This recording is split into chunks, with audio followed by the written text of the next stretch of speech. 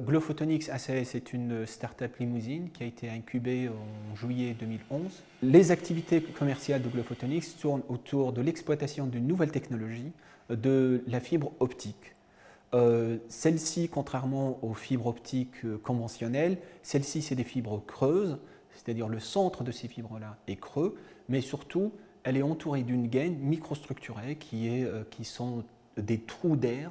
Ça nous permet justement de remplir ces trous-là par des gaz actifs et pour en faire des composants ou des systèmes photoniques. Un exemple, c'est le laser. Glow-Photonics a démarré à l'université de Bath. L'université de Bath, c'est en Angleterre, à l'ouest de Londres. Son incubation a commencé autour du milieu de 2008. Entre-temps, moi j'avais décidé de rejoindre le CNRS. Je souhaitais faire un transfert de mes activités de recherche. Ces activités concernent à la fois les équipements, le personnel, mais aussi Glow-Photonics. Glow-Photonics qui était en incubation, elle était dépendante de mes activités de recherche. Suite à cela, on a sondé un petit peu l'écosystème Limousin. C'est à partir de là où on a été mis en contact avec Limousin Expansion, mais aussi avec l'incubateur de Lavrul.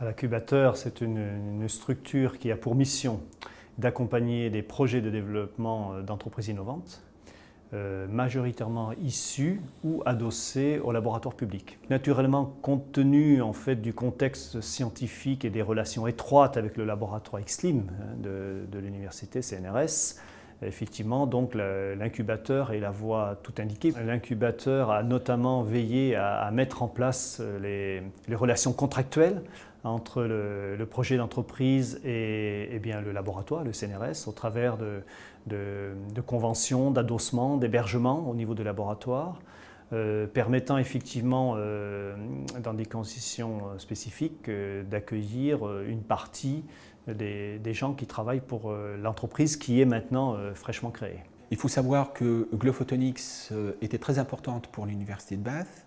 Au fait, elle était même l'étendard de ce que peut représenter l'université de Bath. Donc il était très important pour eux que Glow réussisse dans le Limousin. Et pendant ces négociations-là, Limousin Expansion était très important, était un acteur déterminant dans les choix, mais aussi dans l'acceptation par de l'université de Bath de laisser partir Glow-Photonics de Bath à Limoges.